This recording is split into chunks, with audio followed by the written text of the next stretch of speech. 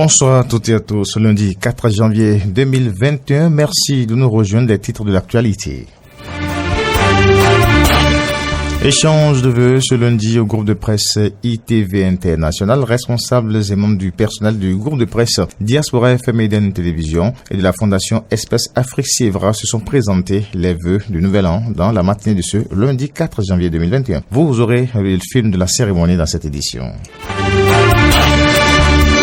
Le chef de l'État, Patrice Talon, reprend sa tournée nationale jeudi prochain, jeudi 7 janvier 2020, pour sillonner les 17 communes non encore visitées au cours de la première phase. Et puis la France envisage réduire son effectif au Sahel dans le cadre de l'opération Barkhane, déclaration faite ce lundi 4 janvier par Florence Parly, ministre des Armées, lors d'un entretien accordé aux Parisiens. Voilà pour les grandes articulations du JP Soir sur la 102.3. Mesdames, Messieurs, voici les détails. Corneille Haïssé. Le personnel du groupe de presse ITV International, Diaspora FM et d'Eden Télévision et ceux de la Fondation Espace Afrique Sievra ont sacrifié à la tradition ce lundi matin en présentant au siège de la Fondation les vœux de nouvel an 2021 aux promoteurs et dirigeants des deux entités. Une cérémonie qui s'est déroulée en présence du coordonnateur général. Reportage Carole Olaye. Le personnel du groupe de presse international ITV, Eden TV et Diaspora FM et celui de la Fondation Espace Afrique Sievra ont sacrifié ce lundi 4 janvier 2021 à la tradition de présentation de vœux en ce premier jour de travail de l'an nouveau. Santé, paix et prospérité à l'endroit des promoteurs des deux entreprises, de leurs responsables à divers niveaux et de tout le personnel ont été les principaux souhaits adressés par les deux représentants des travailleurs des dites structures. Je formule mes vœux les meilleurs à tout le personnel du Sievra,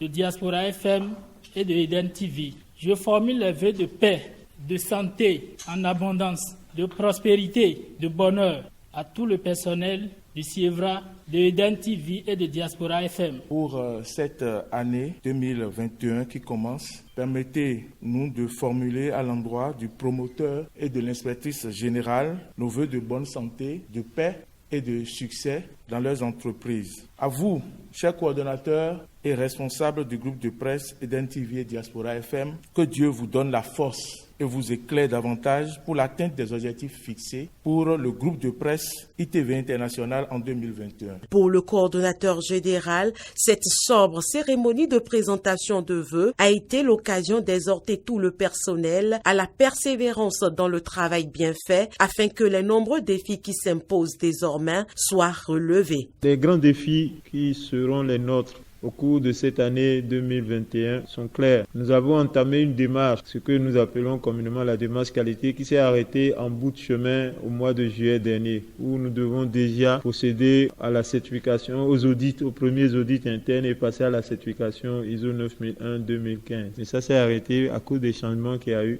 Et donc, je vous annonce que cette année, ce sera le premier défi, à savoir faire aboutir cette certification.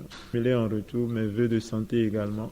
De santé et encore de santé. De santé pour vous et pour vos familles respectives. Moment propice pour les travailleurs de s'engager à faire prospérer les deux entreprises au plan national et international. Monsieur le coordonnateur général, le personnel du groupe de presse, par ma voix, promet de donner le meilleur de lui-même en cette année 2021. Nous vous soutenons également dans vos réformes, que ces réformes se poursuivent en 2021. Nous vous promettons de faire de telle sorte que les objectifs de la maison soient atteints. Prière et action de grâce à Dieu le Père Tout-Puissant pour sa bénédiction et sa protection ont mis un terme à cette cérémonie de présentation de vœux. Restons toujours dans ce chapitre des vœux. Nouvel en rime avec présentation de vœux et les humains ne déroulent pas à cette tradition. Quel est le sens de la présentation des vœux et quelle en est la portée spirituelle? Nous vous proposons de suivre ce qu'en disent les professeurs de socio-anthropologie Albertine Biazalou et Raymond Assoba. Ce sont des projections, d'abord pour qu'ils se situent dans un environnement de paix et de désir que l'homme souhaite justement pour les autres. Donc les prières de reconnaissance, de gratitude et autres là vont dans ce sens-là. Du fond du cœur, on fait le vœu que telle personne, tel parent puisse accéder à ce nouvel enfant. Et l'autre reçoit, le destinataire reçoit et formule également des vœux réciproques. Et tout se passe par les canaux que vous connaissez. Et par rapport à le référent essentiel, c'est le nouvel an et le message, c'est les prières et autres là. Les vœux sont prononcés par les taïnos. C'est pas par n'importe qui. Et les vœux sont prononcés dans les yohos, devant les assins. Et les vœux sont simples. Les vœux de santé, ça veut dire que les jeunes doivent croître. Et ceux qui sont en âge de se marier doivent se marier. Et ceux qui doivent faire des enfants doivent faire des enfants. Et puis maintenant, il y a ces vœux-là, c'est les mots, c'est pourquoi on dit bénédiction, bien dire. C'est-à-dire les femmes prononcent les paroles qui vont renforcer les consciences vers les activités qui permettent de reproduire la vie. Donc en fait, la production, vous voyez un peu. Donc c'est pas comme nous on fait là, non, c'est pas tout le monde qui prononce les vœux, parce qu'en fait aujourd'hui, celui qui prononce des vœux, tu ne sais pas ce qu'il pense. Vous voyez un peu. Tu ne sais pas ce qu'ils pensent. Il y a des gens qui pensent autre chose que ce qu'ils disent. Alors que devant les yohos, dans les yohos, devant les vaudous, devant les assins, les taïnos vibrent à l'unisson avec tous les univers, les 7 univers.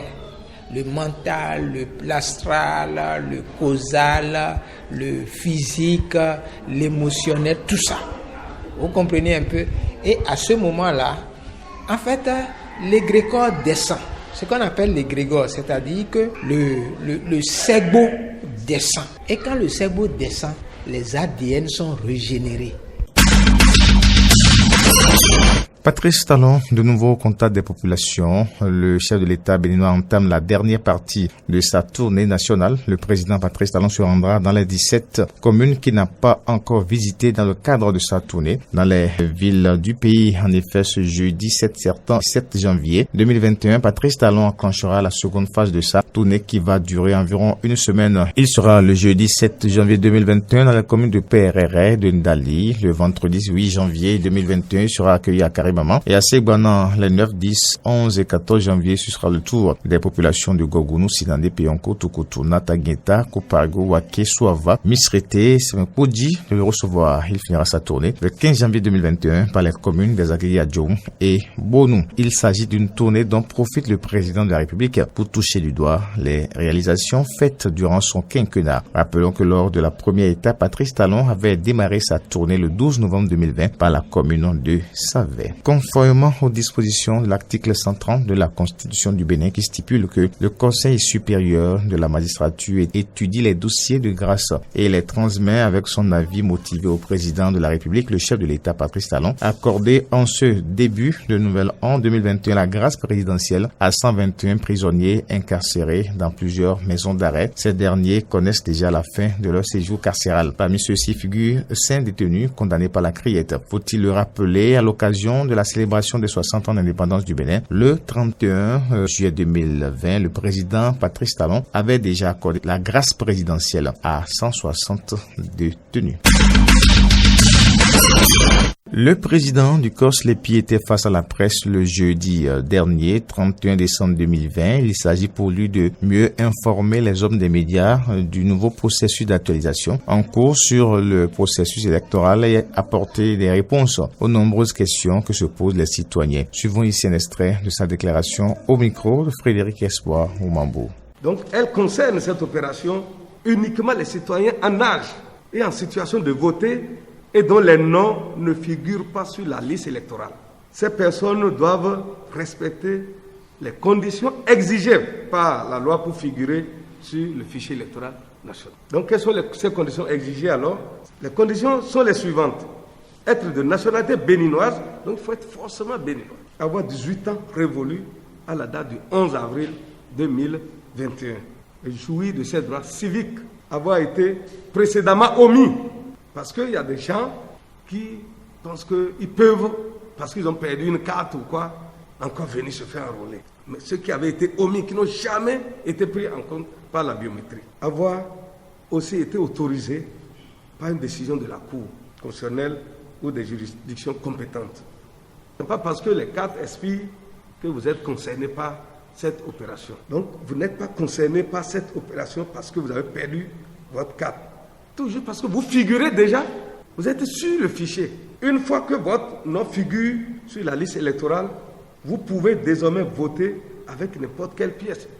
La preuve, les élections passées, les échéances passées, le ministre de l'Intérieur a listé les pièces qui peuvent être utilisées si vous figurez sur la liste électorale, telles que la carte d'identité, le passeport, le permis de conduire, la carte de pension, le certificat d'identification personnelle, etc.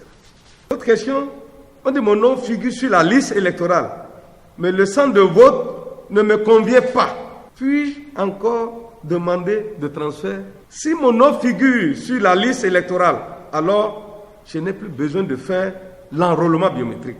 Donc l'opération que nous faisons sur le terrain, si votre nom figure, vous n'avez plus besoin de le faire. Donc cependant, je peux encore faire des transferts. Si votre nom figure, vous pouvez encore faire des transferts de centre de vote. Donc, il faut juste faire une photocopie recto verso de votre carte d'électeur et y inscrire le nouveau centre de vote, votre numéro de téléphone et votre signature que vous nous transmettez au COSLEPI ou à l'ENT. Jusqu'à l'heure là, vous pouvez le faire. Et là, avant qu'on ne sorte la liste, on vous aurait alors pris en compte dans le nouveau centre que vous aurez souhaité. C'est vrai, vous avez me demandé la durée de l'opération.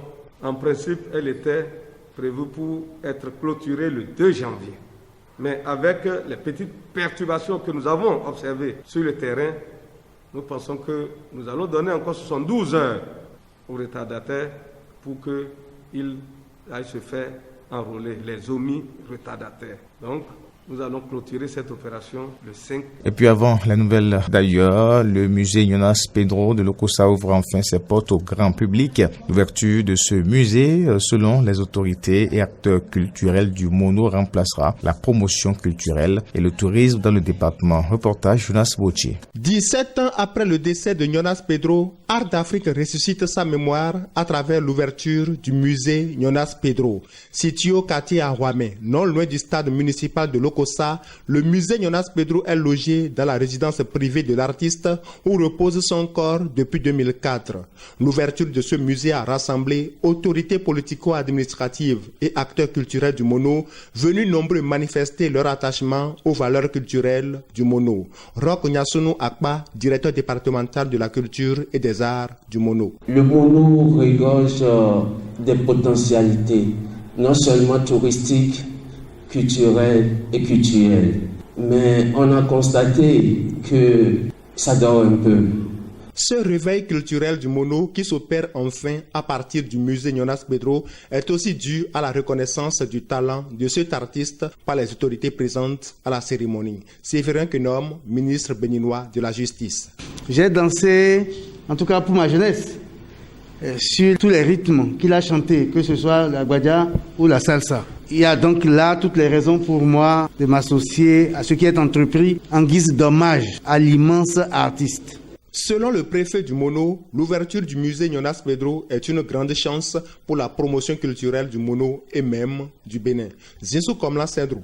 Je me réjouis de la concrétisation de l'initiative. Avec ce seul centre, nous pouvons faire connaître Lokossa et faire révéler Lokossa et même la destination Bénin.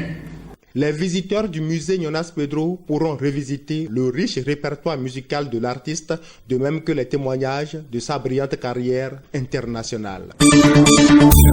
Les nouvelles africaines et internationales.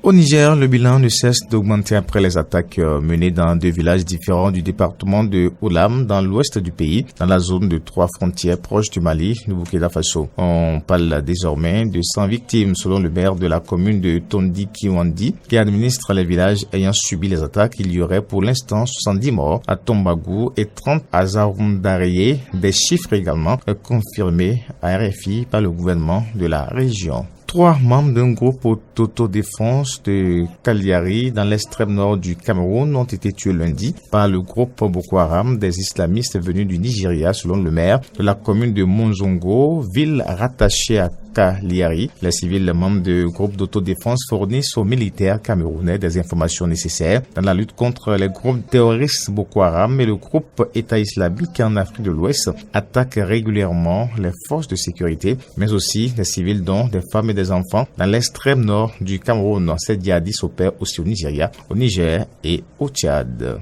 Et puis, la ministre française des Armées, Florence Parly, affirme que la France va très probablement réduire le nombre de ses troupes présentes au Sahel dans le cadre de l'opération Barkhane. Lors d'un entretien accordé aux Parisiens lundi, des déclarations à fort contexte politique alors que les troupes françaises viennent de subir des pertes au Mali. La réduction du contingent français présent au Sahel est attendue, mais le contexte lui donne une tournure politique. La France devra prochainement rapatrier 600 soldats déployés au Sahel. Il y a 1 an, dans le cadre de l'opération Barkhane, nous serons très probablement amenés à ajuster ce dispositif.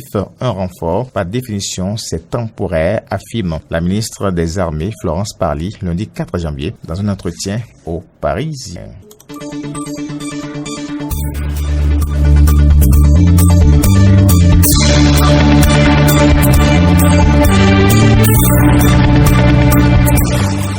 C'est la fin de cette édition. Mesdames, Messieurs, merci de votre aimable attention et surtout la fidélité au service de l'information de la 102.3 Diaspora FM. Encore une fois, joyeuse et heureuse fête à toutes et à tous. Meilleurs vœux. Au revoir et à demain.